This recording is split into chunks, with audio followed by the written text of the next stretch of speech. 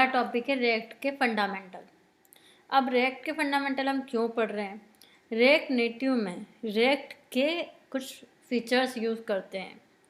जब भी हम ये जो फीचर्स होते हैं वो वेब कंपोनेंट में भी यूज़ किए जाते हैं, ठीक है। इसलिए हमें ये रिएक्ट नेटिव के कुछ भी बेसिक समझने के पहले हमें रिएक्ट के कुछ बेसिक कॉन्सेप्ट समझना होंगे। जो बेसिक कॉन्सेप्ट हैं या जो रिएक्ट फंडामेंटल्स हैं वो क्या क्या हैं? JSX, components, props and state. अब हम पहले समझेंगे JSX। अब JSX भाई क्या होता है? अब हमें JSX जो होता है वो उसका हम बोलते हैं जावा स्क्रिप्ट XML। जावा स्क्रिप्ट XML क्या होती है अब मैं आपको आगे धीरे धीरे एक्सप्लेन करना स्टार्ट करूँगी। जी, हम लास्ट वीडियो में देख चुके हैं कि हमने रिएक्ट को इंपोर्ट किया था। अब हम रिएक्ट को इंपोर्ट क्यों करते हैं? रिएक्ट को हम इंपोर्ट इसलिए करते हैं क्योंकि हमें रिएक्ट के फीचर्स को यूज़ करना है। रिएक्ट का एक फीचर्स है JSX, जावा स्क्रिप्ट XML। अब हम जावा स्क्रिप्ट XML का यूज़ क्यों करते हैं? क्योंकि हमें जो रिएक्ट के कंपोनेंट्स हैं उन्हें नेटिव कंपोनेंट्स में कन्वर्ट करना है या ट्रांसफॉर्म करना है, इसलिए हम JSX का यूज़ करते हैं। अब आप ये देख रहे हैं कि यहाँ पर क्या क्या है। ये फंक्शन है जो कि ऐप नाम से हमारा app.js है, जो कि हमारा बेसिक फाइल है या मेन फाइल बोला जा सकता है। ये हमारा व्यू और टेक्स्ट है। हमने व्यू, टेक्स्ट और स्टाइल शीट इन तीनों को रिएक्ट नेटिव से फैच कर रखा है, या इन कंपोनेंट्स को भी हमने रिएक्ट नेटिव से इंपोर्ट करा दिया है। ये जो फंक्शन है वो हमें रिटर्न करता है व्यू और टेक्स्ट। जो व्यू कंपोनेंट है वो आप देख रहे हैं यहाँ पर कुछ स्टाइल लिखा हुआ है, वो स्टाइल के साथ है। तो टेक्स्ट जो कंपोनेंट है वो व्यू का चाइल्ड है। स्टेटस बार क्या है? स्टेटस बार जो है वो हमारी एप्लीकेशन में जिस तरह मेरे इस सिस्टम में ये बार दिख रहा है उसी तरह हमारे मोबाइल में भी इस तरह का ऊपर स्टेटस बार होता है, वही स्टेटस बार कहलाता है। अब टेक्स्ट कंपोनेंट स्क्रीन पर हमारा टेक्स्ट शो करता है। तो व्यू कंपोनेंट जो होता है वो एक बॉक्स की तरह होता है, जिस बॉक्स के अंदर काफ़ी स्टाइल यूज़ की जाती है और उस बॉक्स में ही हम टेक्स्ट को लिखते हैं। अब यहाँ आपको दिख रहा है कि इस टेक्स्ट में क्या लिखा हुआ है? Hello world text. ये जो व्यू के साथ टेक्स्ट दिख रहा है ये एक मार्कअप लैंग्वेज है। मार्कअप लैंग्वेज क्या होती है? जब भी आपका ओपन और क्लोजिंग टैग होगा तो वो हमेशा मार्कअप लैंग्वेज होगी, पर HTML नहीं है। ये जो पूरा व्यू से क्लोजिंग व्यू तक है ये HTML लैंग्वेज नहीं है, ये जावा स्क्रिप्ट XML है। जावा स्क्रिप्ट XML क्या होता है? जब भी आप किसी जावा स्क्रिप्ट फंक्शन को XML के साथ एम्बेड कर देते हैं या मिक्स कर देते हैं तो वो जावा स्क्रिप्ट XML बन जाती है। जब आप जावा स्क्रिप्ट में अपना कोड लिख देंगे, या मतलब कि आप यहाँ पे हेलो वर्ल्ड हटा के कोई भी फंक्शन लिख देंगे तो आपका JSX बन जाता है। जावा स्क्रिप्ट XML लैंग्वेज को कुछ स्पेशल फैसिलिटीज़ होती हैं या स्पेशल पावर होते हैं। जैसे मैं यहाँ चाहती हूँ कि मैं यहाँ एक रैंडम नाम का फंक्शन लिख दूँ। अब मैंने यहाँ लिख दिया है math.random, ये मेरा एक फंक्शन है।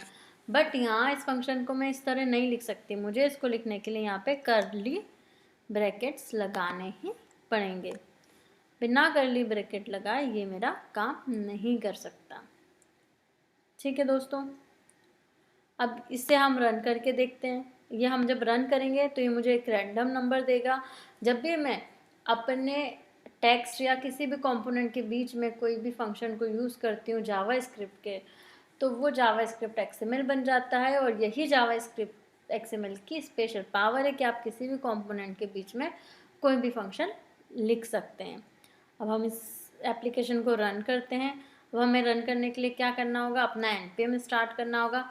और NPM स्टार्ट करने के पहले याद रखना है कि हमें उस फोल्डर में जाना है जहाँ पर हमारी एप्लीकेशन लिखा है। अगर आपको याद नहीं है तो मैं बता दूँ कि CD लिख के मुझे उस पूरे फोल्डर का पाथ नेम देना होगा, क्योंकि मैं अभी माय फर्स्ट ऐप के फोल्डर में ही हूँ तो मुझे अभी जाना नहीं पड़ेगा। यहाँ पे मैं लिखती हूँ NPM स्टार्ट, मतलब मेरा एक्सपो जो है वो स्टार्ट हो गया है या मेरा एप्लीकेशन रन होना स्टार्ट हो गया है।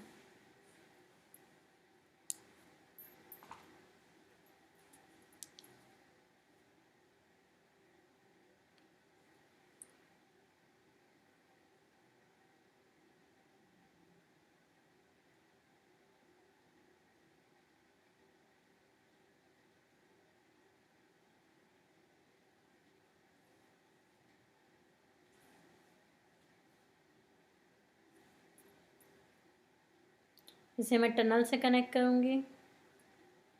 टनल मतलब वाईफाई से कनेक्ट करूँगी। मेरे पास लैन नहीं है और मैं लैन का यूज़ नहीं करती हूँ। अब जब हम टनल से कनेक्ट कर रहे हैं तो हमारा टनल रेडी हो रहा है।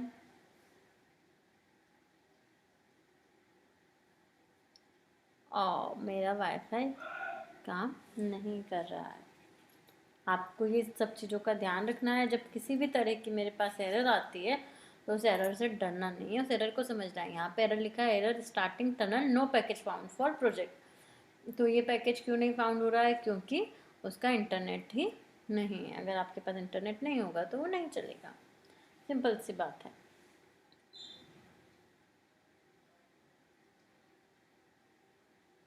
मैंने इसे वाईफाई से कनेक्ट कर दिया है। अब मैं अपना टनल रेडी करती हूँ।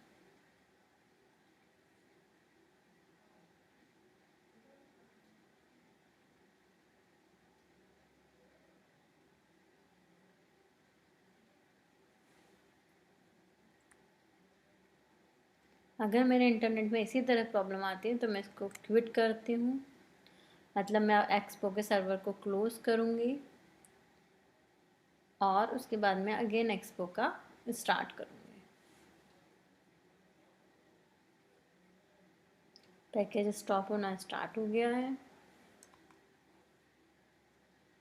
अब हम अगेन npm स्टार्ट करते हैं।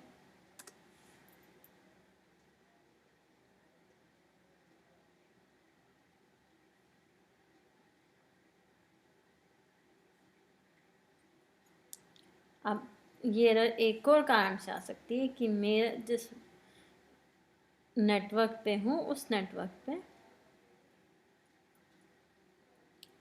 मेरा मोबाइल नहीं है। मेरा मोबाइल और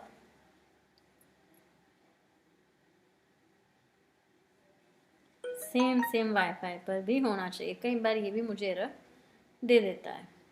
मेरे पास मेरा टनल रेडी हो गया है। अब मैं अपना QR कोड स्कैन कर लूँगी। ये रहा हमारा डिवाइस। मैंने इसे स्टार्ट कर दिया है।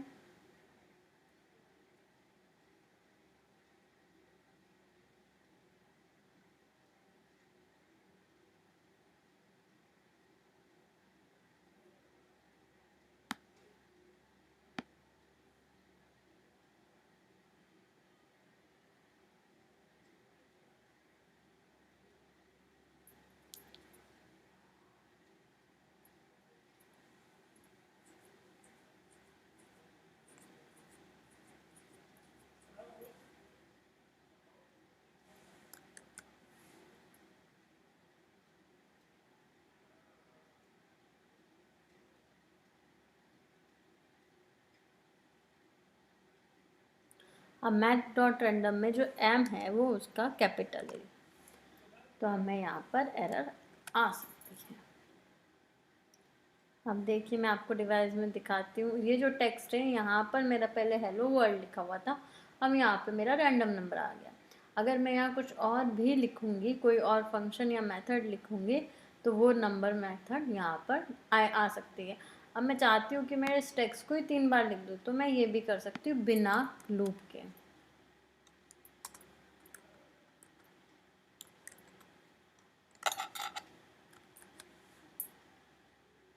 अब देखिए हमारा ये 2 बार आ गया, पर रैंडम नंबर का फंक्शन है इसलिए यहाँ पर अलग अलग नंबर हमारे पास आते हैं। तो जब भी हम JSX क्यों यूज़ करते हैं? जब हमें रेक्ट नेटिव में रेक्ट के जो कंपोनेंट्स हैं उनको नेटिव कंपोनेंट्स में ट्रांसफॉर्म करना है या कनेक्ट करना है तो हम JSX का यूज़ करते हैं। और JSX के पास स्पेशल पावर है कि वो जो भी फंक्शन से या जो भी जावास्क्रिप्ट के फंक्शन या हमारे कस्टम फंक्शन से उन फंक्शंस को हम मार्कअप लैंग्वेज के बीच में या के साथ में लिख सकते हैं। अच्छा, अभी हम JSX के बारे में समझ चुके हैं कि हम कैसे यूज़ करते हैं, JSX क्या है और हम क्यों यूज़ कर रहे हैं। अब हम जो नेक्स्ट टॉपिक पढ़ेंगे वो होगा हमारा कंपोनेंट्स। कंपोनेंट्स क्या है और हम इसे कैसे यूज़ करते हैं। रिएक्ट नेटिव में पहले से ही कुछ कंपोनेंट्स होते हैं।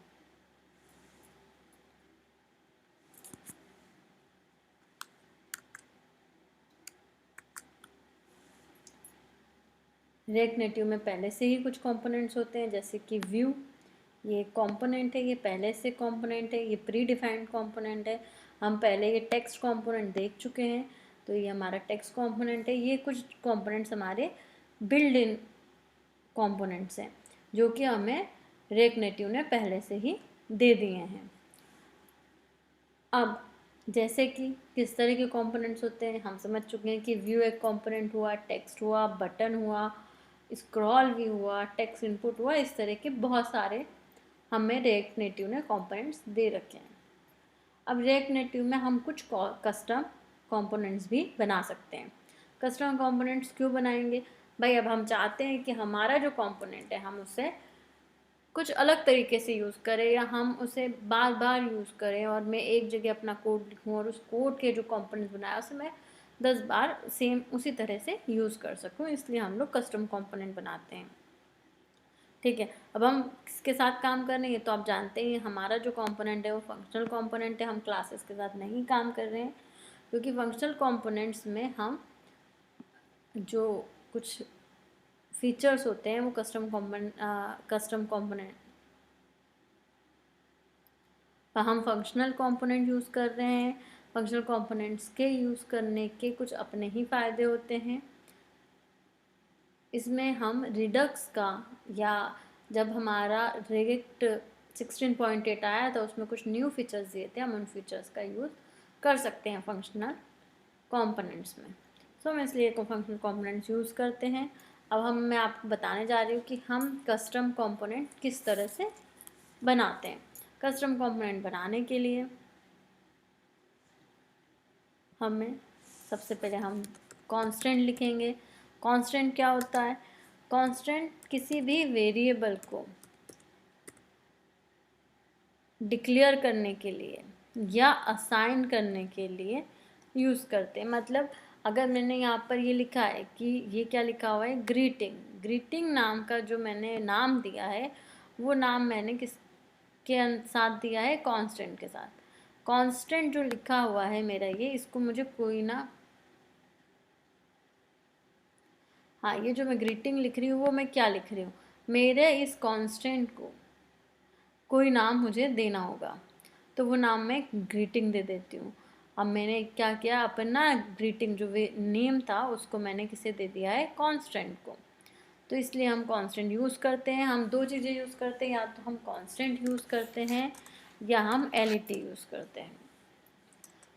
ठीक है, एलईटी जो होता है वो हम तब यूज़ करते हैं जब हमें वैल्यू हमारी रेगुलरली चेंज होगी।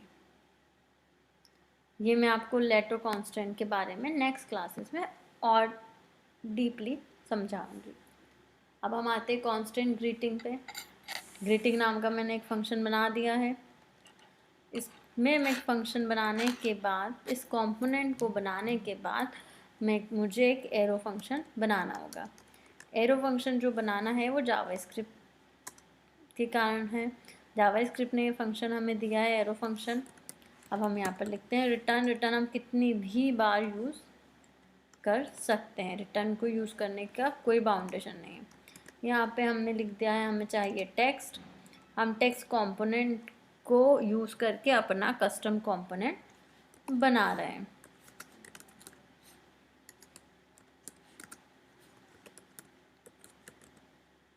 ठीक है, हाय गुड मॉर्निंग हम ये लिख सकते हैं। हमें क्लोजिंग टैग करना होगा, ये हम जानते हैं। हमने टैग क्लोज कर दिया है। याद रखना है हमें सेमीकोलन लगाना होगा जब हम रिटर्न को क्लोज करेंगे। और ये जी का जो ग्रीटिंग है वो हमेशा जी इसका कैपिटल होता है हर कंपोनेंट का। टेक्स्ट का टी कैपिटल है, व्यू का वी कैपिटल है। तो हमारा जो कस्टम कंपोनेंट बनेगा उसका पहला अक्षर हमारा कैपिटल ही होगा। हम इसे थोड़ा सा ठीक कर देते हैं।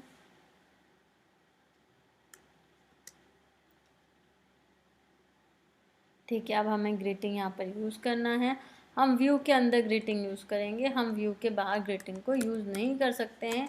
क्यों करेंगे? क्योंकि हमें एक डब्बा चाहिए जिस डब्बे में हम अपना कंपोनेंट रख सकें, इसलिए हमें व्यू यूज़ करना पड़ेगा, क्योंकि व्यू एक कंटेनर है या एक बॉक्स है जिसमें हम अपने अलग अलग तरह के कंपोनेंट्स को रख सकते हैं या यूज़ कर सकते हैं।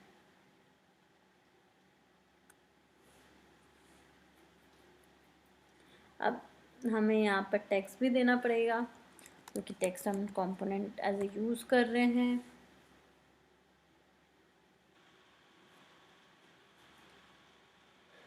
जी, अब हम इसे रन करके देखते हैं। रन करने के लिए हमें अगेन npm स्टार्ट करने की ज़रूरत नहीं है, हमारा npm अगर स्टार्ट है तो हमें सिर्फ इसे रिफ़्रेश करना होगा। रिफ़्रेश करने के लिए हम इसे सेव कर देंगे। जैसे ही हम सेव करेंगे तो हम देखते हैं कि हमारा आउटपुट क्या आता है।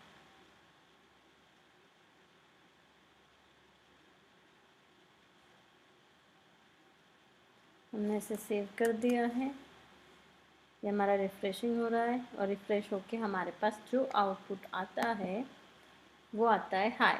हाई क्यों आ रहा है? क्योंकि मैंने यहाँ पर एक ग्रीटिंग नाम का कस्टम कंपोनेंट बनाया है। कस्टम कंपोनेंट में मैंने टेक्स्ट हाई लिखा था, इसलिए हाई आया है और उस कस्टम कंपोनेंट को मैंने मेन फंक्शन में कॉल कर दिया है।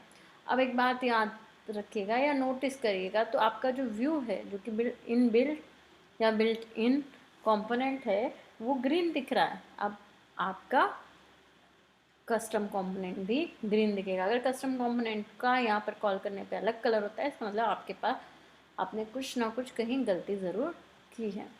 अब मैं चाहती हूँ कि मैं हाई 3 बार लिख दूँ। अब मुझे हाई 3 बार लिखना है तो मुझे कोड तो मेरा एक बार लिखा हुआ है, अब मुझे उसी कोड को हर जगह या कहीं भी कॉल मैं कर सकती हूँ। अब देखिए मैं इसको अगेन रिफ्रेश करती हूँ एप्लीकेशन को।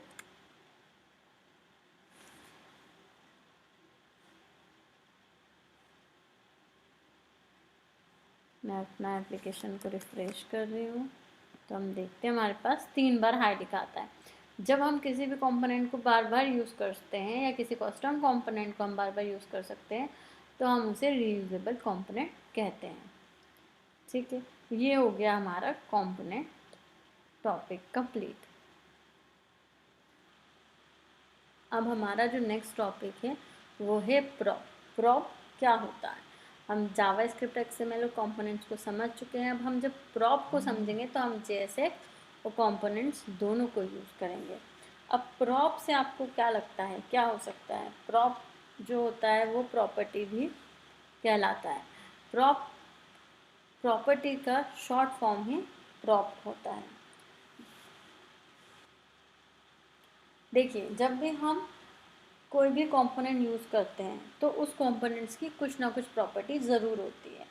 जो प्रॉपर्टी होती है हम उसको फंक्शनल कंपोनेंट में एज ए पैरामीटर भी यूज़ कर सकते हैं और उन प्रॉपर्टीज़ को ही हम प्रॉप कहते हैं। अब जैसे कि एग्जांपल के लिए मैं बताऊं तो हर ह्यूमन बीइंग की कुछ प्रॉपर्टी होती है, उसका नाम, उसका स्टाइल, उसका स्टेटस, ये सारी प्रॉपर्टी होती हैं। जैसे ह्यूमन बीइंग की प्रॉपर्टीज़ होती हैं वैसे ही रिएक्ट नेटिव में ये जो कंपोनेंट्स है, व्यू है, टेक्स्ट है, स्टाइल शीट है, ये सारे कंपोनेंट्स की कुछ ना कुछ प्रॉपर्टी ज़रूर होगी। हम देख रहे हैं कि जैसे व्यू की जो है वो स्टाइल प्रॉपर्टी है। अगर हम कुछ और कंपोनेंट लेंगे तो उसकी भी कुछ ना कुछ प्रॉपर्टी ज़रूर होगी। फॉर एग्ज़ाम्पल के लिए मैं इमेज लेती हूँ, मैंने यहाँ पर इमेज का यूज़ कर रही हूँ। अगर मुझे इमेज दिखानी है तो मुझे उसकी प्रॉपर्टी को यूज़ करना पड़ेगा। उस इमेज को दिखाने के लिए जिस प्रॉपर्टी को हम यूज़ करेंगे उसका नाम है सोर्स। चलिए तो हम देखते हैं हम कैसे यूज़ करेंगे। अभी तक हम जितने भी पहले वीडियोस देख रहे थे उसमें हम कहीं ना कहीं कुछ एरो फंक्शन बना रहे थे एफ फंक्शन के ऊपर। अभी हमें यहाँ पर कुछ डिक्लेरेशन करना है। मैंने आपको बताया था लेट कांस्टेंट और लेट होता है जब आपको किसी चीज़ को चेंज नहीं करना है, आप उस चीज़ को वैसे ही रखना चाहते हैं स्टेटिक, तो हम क्या करेंगे? लेट का यूज़ करेंगे। हम कांस्टेंट यूज़ तब करेंगे जब हमें कोई भी चीज़ फ्रिक्वेंटली चेंज करना होती है। यहाँ पर हमने फ्रूट इमेज नाम का एक वेरिएबल बना दिया है। ठीक है, अब हम ठीक है इस फूड इमेज के वेरिएबल में हमें क्या पास करना है, फ़ोटो। ठीक है, किसका फ़ोटो, हम कोई भी फ़ोटो इंटरनेट से ले सकते हैं।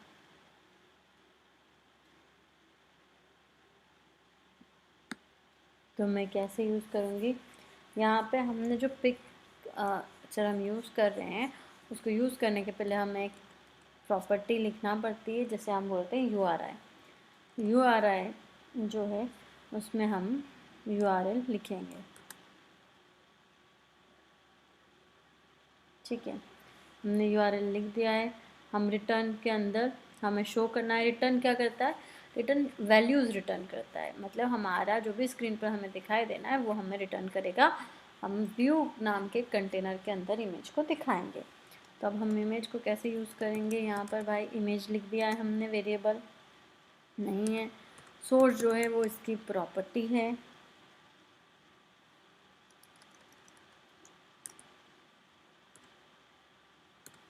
सोर्स जो है वो इसकी प्रॉपर्टी होगी। यहाँ पे हम यहाँ पर हम फ्रूट इमेज लगा देंगे, जो हमने फ्रूट इमेज नाम का वेरिएबल डिक्लेयर किया है। उसके बाद हम इसको कुछ स्टाइल भी देना चाहते हैं। अब मैं जो स्टाइल है वो स्टाइल शीट में नीचे यहाँ पर नहीं लिख कर, मैं इसे यहाँ पर नहीं लिख के इसी फंक्शन में लिख रही हूँ, जैसे कि हम इनलाइन स्टाइलिंग बोलते हैं। इनलाइन स्टाइलिंग में मैंने क्या किया है, यहाँ पर हमने कर दिया विड्थ। मैंने इसकी विड्थ दे दी है कुछ 193। मैं इसकी हाइट भी दे दूँगी,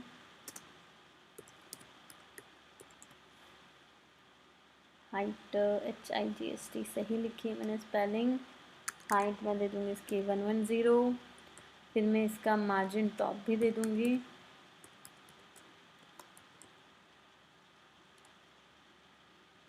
जो कि हमारा 50 होगा। ठीक है, अब मुझे इसके बाद इमेज को क्लोज़ भी करना होगा। मैं यहाँ पर क्लोज़ कर दूँगी। जब मैं सेम ही लाइन पर ये क्लोज़ कर देती हूँ, जब मैं सेम लाइन पे ये स्लैश लगा के ब्रैकेट कर देती हूँ, इसका मतलब है ये एक सेल्फ क्लोजिंग टैग है, इमेज सेल्फ क्लोजिंग टैग है। अब ये तो मैंने कर दिया। अब यहाँ पे मुझे जब मैं इमेज यूज़ कर रही हूँ तो मुझे रिएक्ट नेटिव से इमेज को इंपोर्ट तो करना होगा। बिना इंपोर्ट करे तो मेरा काम चलेगा नहीं। तो मैंने इसे यहाँ पर इंपोर्ट कर दिया है और इसे मैंने टेक्स्ट में यूज़ नहीं कर रही हूँ, तो टेक्स्ट को मैंने यहाँ से हटा दिया। ठीक है, ये हो गया है हमारा प्रॉपर्टी। अब इस प्रॉपर्टी में जो मैंने फ्रूट इमेज ब्रैकेट में लिखा है वो क्या है एक्चुअल में, वो मैंने लिखा है जावा स्क्रिप्ट XML का एक वेरिएबल। ठीक है, जावा स्क्रिप्ट के एक्सप्रेशन तो मेरा ये जो है ये क्या एक्सप्रेशन है, मेरा जावा स्क्रिप्ट का एक्सप्रेशन के इस एक्सप्रेशन को जब भी मैं रिएक्ट नेटिव में कर्ली ब्रैकेट के साथ लिखती हूँ तो वो जो होता है वो जावा स्क्रिप्ट का XML का वेरिएबल बन जाता है, या हम उससे ही JSX की तरह यूज़ करते हैं। अब चलिए हम इसे रन करके देखते हैं।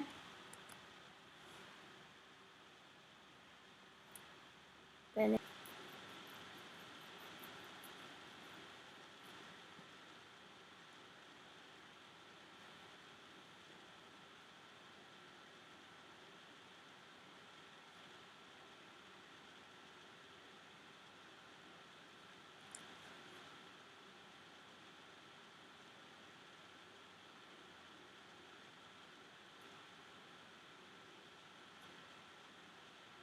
देखते हैं, ओ यहाँ पर हमारा इमेज आ गया है। चलिए, हमारा इमेज आ गया है। इस तरह हम प्रॉप को यूज़ कर सकते हैं। अब अगर हम चाहते हैं कि हम अपना प्रॉप को कस्टम प्रॉप बनाएं, या हम ये बोल सकते हैं कि अपना जो हमारा जो प्रॉप है वो कस्टम कंपोनेंट में भी हम प्रॉप को यूज़ कर सकते हैं। तो हम कस्टम कंपोनेंट में प्रॉप को कैसे यूज़ करते हैं, इसके लिए पहले हमें एक फंक्शन बनाना होगा। चलिए आइए अब हम यहाँ पर एक फंक्शन बनाते हैं। अगेन हम वही सेम ग्रीटिंग नाम का एक फंक्शन बनाएंगे।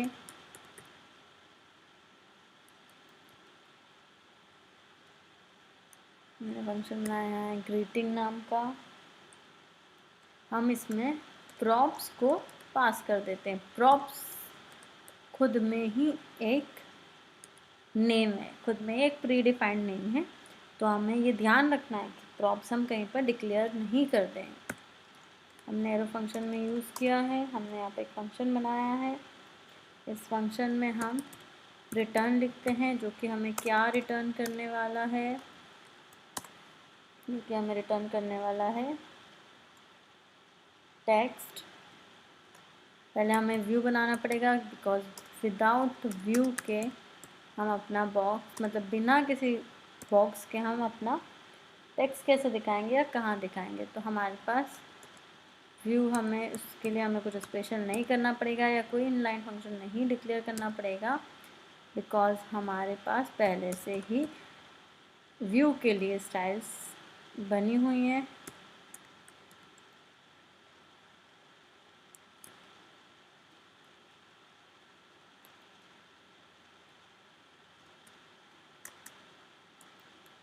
ठीक है, ये है हमारा व्यू जो इस तरह से है। अब हम इसके अंदर लिखते हैं अपना एक टेक्स्ट, जिसमें हम प्रॉपर्टी को यूज़ करने वाले हैं। किस तरह की प्रॉपर्टी यूज़ करने वाले हैं, देखो भाई, हमने यहाँ लिख दिया हेलो। अब हम यहाँ पे कर्ली ब्रैकेट में लिखते हैं प्रॉप्स। ये प्रॉप्स हमने ऊपर वाला यूज़ किया है, साथ में यहाँ पे नेम लिख दिया है, जो कि मेरा कस्टम किसी भी फंक्शन का प्रॉपर्टी हो सकता है, कस्टम का नेम हो सकता है। नेम लिख सकती हूँ मैं, स्टाइल लिख सकती हूँ मैं, या मुझे जो भी लिखना है मैं यहाँ पर वो लिख सकती हूँ। अब मैं अपना, मेरा व्यू ऑलरेडी क्लोज है, यहाँ मुझे याद रखना है सेमीकोलन लगाना होता है, अदरवाइज ये मुझे एरर दे देगा। मैं यहाँ से ये हमारा लास्ट कोड हटा देती हूँ। अब मैं यहाँ पर ग्रीटिंग नाम का फंक्शन यूज़ कर रही हूँ। ये मेरा ग्रीटिंग नाम का फंक्शन है। अब देखिए डिफरेंस क्या था, लास्ट टाइम हमने कंपोनेंट बनाया था, यहाँ हमने ग्रीटिंग नाम का फंक्शन बनाया। ये जो नेम है वो मैंने प्रॉप्स डॉट नेम में यूज़, ये जो नेम है ये नेम मैंने प्रॉप्स डॉट नेम में यूज़ किया है, सेम। अब यहाँ पर मैं इसका वैल्यू असाइन कर देती हूँ। मैंने लिख दिया यहाँ पर ज्योति नाम, ये मेरा वैल्यू हो गया है। ये मेरा ग्रीटिंग इस तरह भी क्लोज हो सकता है, और मैं चाहूँ तो इसे सेट टैग में भी क्लोज कर सकते हैं। चलिए अब हम इसे रन करते हैं।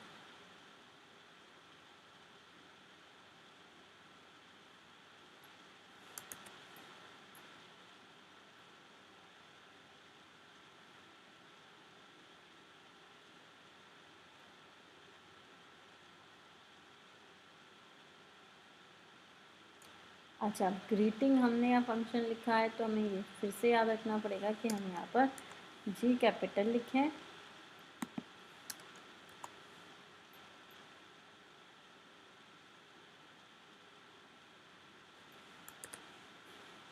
नहीं तो वो हमें एरर दे देगा।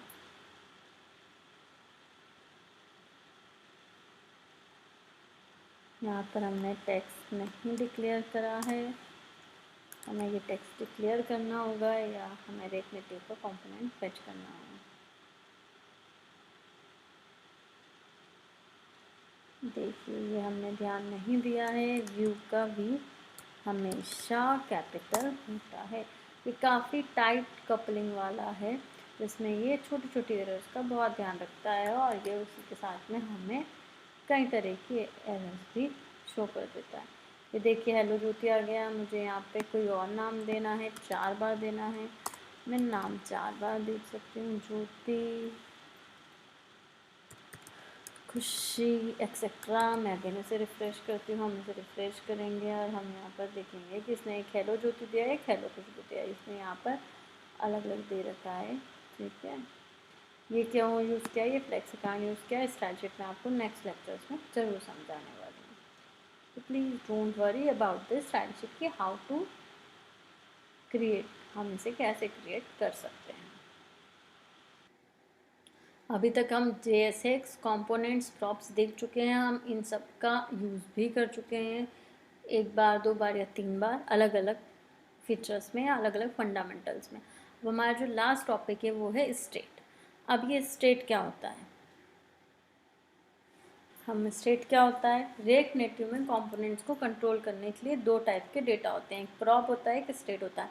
प्रॉप तो हम पढ़ चुके हैं क्या होता है, बट इसकी एक और खासियत है कि ये हमेशा पेरेंट के द्वारा सेट किया होता रहता है। पेरेंट के द्वारा सेट किया गया मतलब ये जो स्टाइल है उसको हमने इसके पेरेंट ने सेट किया है। ये एप्लीकेशन में लाइफ टाइम तक एक वैल्यू सेट होती है और वही रहती है। स्टेट जो है, अगर कंपोनेंट को डेटा टाइम टू टाइम अगर चेंज करना है तो हम स्टेट का यूज़ कर सकते हैं। याद रखने की बात है कि प्रॉप जो है वो डेटा चेंज नहीं कर सकता है, बट स्टेट जो है वो डेटा चेंज कर सकता है। स्टेट को हम किस तरह डिक्लेयर करते हैं, कंस्ट्रक्टर बना के डिक्लेयर करते हैं। वो कंस्ट्रक्टर इस तरह बनता है, कांस्टेंट स्क्वायर ब्रैकेट स्टेट। हम क्लास नहीं यूज़ कर रहे हैं इसलिए हम यहाँ पर दिस स्टेट नहीं लिखते हैं, हम यहाँ पर सिंपल स्टेट लिखते हैं, कॉमा सेट स्टेट। ठीक है, इसके बाद हम लोग इस स्टेट को इनिशलाइज कर देते हैं यूज स्टेट नाम के फंक्शन के थ्रू। अब इसने हमें ऑलरेडी बना हुआ दे दिया है, तो हम अपना पुराना जो हम लिख रहे थे वो हटा कर हम यहाँ पर ये लिख देंगे,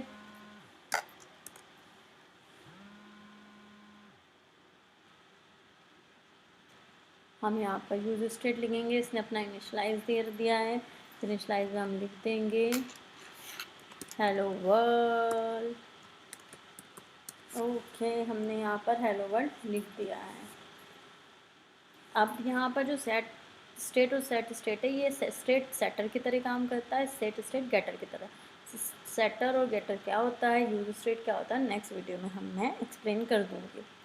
ठीक है, यहाँ रिटर्न है, इस रिटर्न में मैंने यहाँ टेक्स्ट में लिख दिया है कि मुझे क्या टेक्स्ट चेंज करना है, तो मैं यहाँ पर लिख देती हूँ।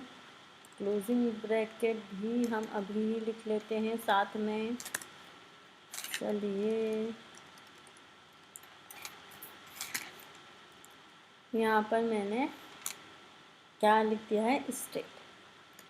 ठीक है, जो मैंने कंस्ट्रक्टर स्टेट बनाया था वो मैंने यहाँ पर लिख दिया है ताकि वो वैल्यू चेंज हो। अब वैल्यू चेंज होगी तब हम कोई एक्शन करेंगे, तो हमें एक्शन परफॉर्म करना है, तो यहाँ पर हमें बटन बनाना होगा।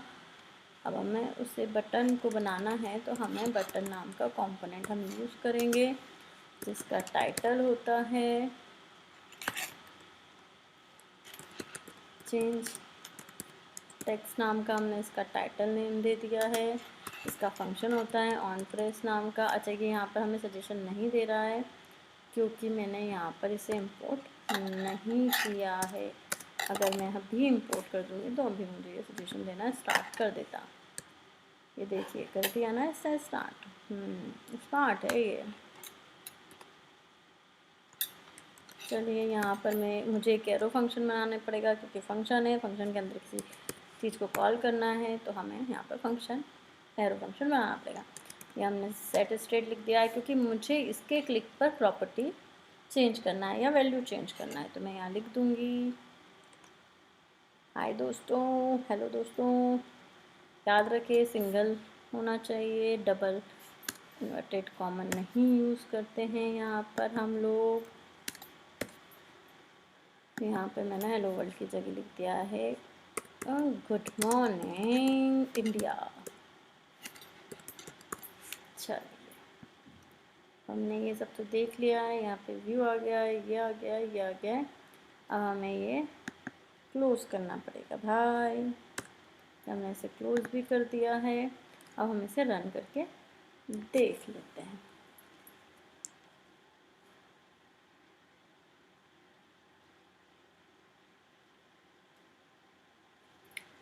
देखिए, मैं आपको बताती हूँ मुझे बार बार कनेक्ट क्यों करना पड़ता है, क्योंकि मेरा मेट्रो सर्वर जो होता है वो बार बार गुच्ची खा जाता है, इसलिए मेरा टनल कनेक्टेड हो गया है। मुझे फिर से स्कैन करना पड़ेगा।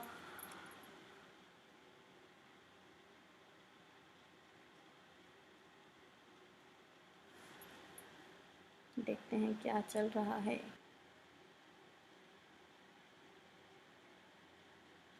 जिस टाइम मुझे यूज स्टेट का एरर दे दिया है। अच्छा, इसलिए दिया है क्योंकि मैंने यूज स्टेट को तो इंपोर्ट किया ही नहीं भाई, वो भी इम्पोर्टेंट चीज़ है। हम जब भी कुछ यूज़ करेंगे तो हमें उसे इंपोर्ट तो करना होगा। अभी रिएक्ट का है तो हमने इसे इसलिए रिएक्ट के से पुल किया है, रिएक्ट के थ्रू हमने इसको इंपोर्ट कर दिया है।